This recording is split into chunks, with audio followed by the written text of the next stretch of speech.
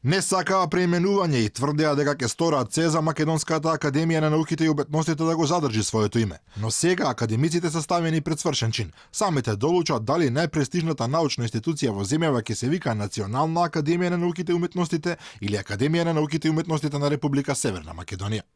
Минатата година, кога му даде отворена подршка на Преспанскиот договор со објаснување дека тој е оптимално решение што Македонија може да го постигне во врска со спорот за името, академиците Владо Камовски и Владо Поповски беа прецизни.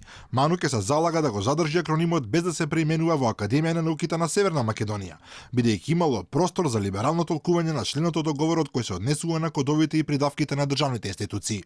Договорот не задира, ниту може, ниту пак смеел да задира во тие прашања, бидејќи тие се супранационални норми и стандарди кои не можат да се одземат, ограничат, суспендираат и така натаму. Македонска академија постои само овде, не постои во Грција, или Македонски народен театар, или Македонска филхармонија, така што тоа именување не би им правило на нашите соседи никакви пречки. Сега, кога имплементацијата на договорот од нивици е намаса, премиерот Заев порачува дека Ману ќе го менува името, исто како и над 130 други институции.